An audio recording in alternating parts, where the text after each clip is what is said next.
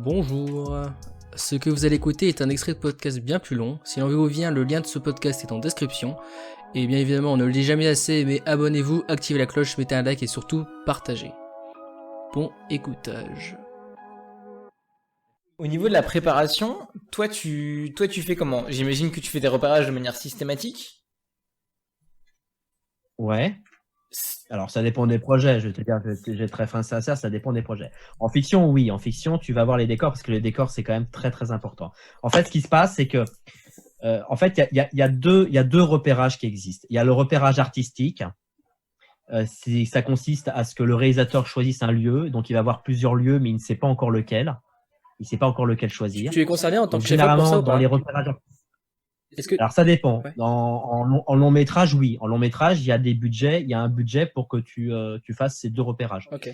Mais généralement, quand il y a moins de budget, toi, tu fais juste le repérage technique. Le repérage technique, c'est quand la réalisation et la production ont déjà choisi leur décor. Voilà, ils ont choisi leur décor. Et toi, tu viens avec tes équipes, enfin avec tes chefs d'équipe, tu viens pour visiter le décor et voir en gros comment tu vas éclairer, quels sont les impératifs. Si par exemple on tourne dans une chambre, est-ce qu'il y a une entrée de jour, une fenêtre, d'accord? Est-ce que la fenêtre est au premier étage, au deuxième étage, au troisième étage? C'est important parce que si on veut y faire rentrer de la lumière, ça sera plus compliqué quand tu es au premier, deuxième, troisième que quand tu es au rez-de-chaussée. Après, on va voir s'il y a la place, comment on peut éclairer, etc., etc. Et ça nous permet un peu aussi d'avoir visuellement un peu les décors où on va tourner, quoi. Et après, à l'issue de ça, ça permet en fait de déterminer la liste lumière, voilà, quoi. Principalement la liste lumière, parce que la liste caméra, généralement, elle dépend pas du repérage, mais la liste lumière en tout cas. Et donc, tu vas à ces repérages techniques. Et puis voilà, quoi. Tu vois à peu près. Alors, généralement, il y a des réalisateurs qui disent oui, on va faire un plan comme ça, un plan comme ça, un plan comme ça. Bon, ça, très franchement, je m'en bats les couilles parce que généralement, le jour du tournage, ça change. Hein, d'un seul coup, ça se met à changer. Donc, c'est pas trop la préoccupation. La préoccupation, c'est principalement quels sont les décors, de voir les décors et de se dire ah bah là, il y a un problème, ah bah là, c'est problématique. Enfin, de voir les problèmes, quoi. C'est pas forcément de dire ah bah non, le décor il est pas terrible, ça dégage. Non, non, parce que t'as pas, c'est déjà associé. C'est juste de voir les problématiques du décor ou pas, s'il n'y a pas de problème, et de là en déduire les listes lumière, quoi. Voilà. Nickel. Du coup, toi, quand tu arrives sur un projet, il arrive que des fois, t'aies pas de storyboard du tout et ce soit à toi de complètement composer ton cadre à partir de rien. Oh, mais généralement, les storyboards, il n'y en a pas, c'est rare, hein, les storyboards. J'ai envie même de te dire que les storyboards, généralement, j'en vois beaucoup plus en pub, en publicité qu'en fiction. En fiction, il y a pas de storyboard, quoi. Il y a rarement du storyboard. C'est très rare. Et c'est même pas utile, quoi. C'est pas du tout utile, quoi. Enfin, en tout cas, moi, j'en ai pas besoin. Ouais, ok. Et du coup, c'est sur le moment que tu vas décider de composer ton cadre. C'est toi qui t'en occupes? Tu le fais en accord avec le réalisateur? C'est le réalisateur qui te donne des intentions? Ça se passe comment, ça? Alors ça dépend parce que chaque réalisateur est différent. Il y a des réalisateurs qui ont déjà leur cadre dans leur tête, et puis il y a des réalisateurs qui sont plutôt ouverts aux propositions. Donc ça dépend vraiment des réalisateurs. Ils sont tous différents les uns et des autres. Donc généralement, on va dire en moyenne que ça se fait à deux, quoi. Ouais. Ça se fait à deux. J'ai un smartphone avec une application qui s'appelle Artemis, que beaucoup connaissent dans le domaine de l'audiovisuel, et qui permet donc de simuler le cadre d'une image avec les optiques et comment dire, la référence de la caméra, qui permet de simuler un cadre. Donc, c'est très pratique pour justement, avec le réalisateur, déterminer un cadre sans forcément te trimballer avec toi la caméra, l'optique et tout le merdier, quoi. Ouais. Donc, c'est très pratique parce que voilà, c'est un simulateur de cadre en fonction de la caméra et des objectifs que tu as, quoi. Ouais, ça te permet vraiment de préparer la manière dont Ouais. enfin, de le voir sans avoir à sortir Voilà. ton matos et tout. Sachant que t'en avais parlé dans Exactement. tes Donc, vidéos. généralement, Pardon. Vas-y, je t'en prie. ouais, généralement, on commence par les plans larges. On commence par faire les plans larges.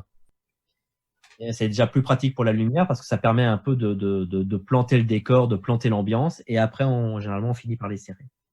Ah, ok, Ok. d'accord. Ce que je voulais dire, c'est l'application que t'as donnée, t'en as parlé. T'en avais déjà parlé dans une de tes vidéos. Ouais. Du coup, je m'étais renseigné. Et c'est Ouais. genre, je crois que c'est 35 balles. Ce qui est pas énorme. Et donc, Ouais. je veux dire, c'est un must quand tu veux vraiment faire du chef-up, quoi. Genre. De quoi? Quand tu veux être chef op, c'est rien, quoi. Je veux dire, Ouais. c'est totalement accessible. 30 balles, moi j'ai envie de te dire 30 balles, c'est que dalle, hein. Oui, C'est bien même sûr. cadeau. Parce qu'il faut pas oublier qu'avant, avant, quand les applications, les smartphones n'existaient pas et que voilà, avant on avait des viseurs de champ, des vrais viseurs de champ qu'on travaillait autour du cou là, et ça coûtait 800 balles. Hein.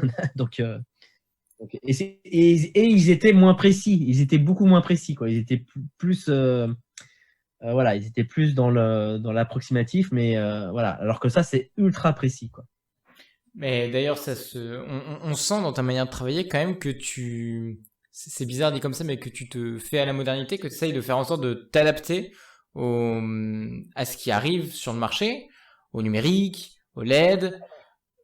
Ah bah oui, je veux dire un truc, tu as deux solutions. Soit tu t'adaptes et tu travailles vite parce que tu as des outils qui te permettent de travailler beaucoup plus vite, ou alors tu t'adaptes pas et t'es une limace, quoi, dans le métier, quoi. Tu prends 3 heures à faire des trucs, quoi.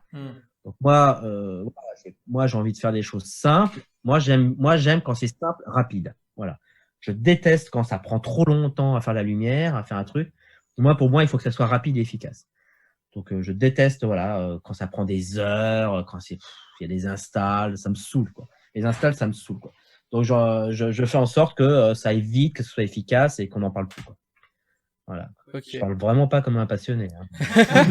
Non, mais au moins, on est sûr que t'es honnête. Enfin, je veux dire. Ah, mais tu vois, c'est long. Un tournage, c'est long, quoi. Tu sais, un tournage, c'est 12 heures par jour. C'est long, quoi. Donc, quand tu prends ton temps à faire si encore ça se voit, moi, je veux bien. Mais si c'est pour faire une petite branlette sur l'image, franchement, moi, je suis plutôt dans le simple et efficace, tu vois, meilleur rapport qualité-prix, quoi, j'ai envie de te dire, quoi. Ok.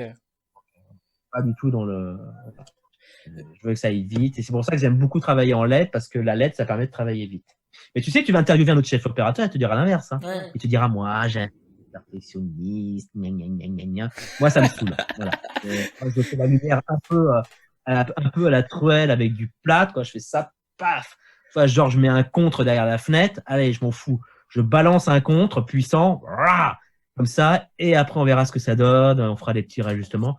Mais voilà, quand on y va un peu à la, tu vois, un peu à la barbare, quoi. Moi, j'aime bien travailler un peu à la truelle, quoi. T'en paies 10 j'aime pas travailler à la perfection. Moi, j'aime pas être ça me saoule. Ça me saoule, je suis pas patient déjà. Donc, ça me saoule. Moi, je préfère travailler à la bourrin, quoi. C'est marrant, je m'attendais pas du tout à ce mood-là. Je vais revenir. Ah ouais, mais il y en a pas beaucoup, hein, qui pensent comme moi. Hein, donc. Ce sera intéressant. À sa manière. En fait, si tu veux, chacun a sa manière de voir les choses. Mais ça serait intéressant que tu reposes les mêmes questions à un autre directeur photo et tu compares. Ouais, c'est ce que je pensais, ouais, ce que j'allais dire.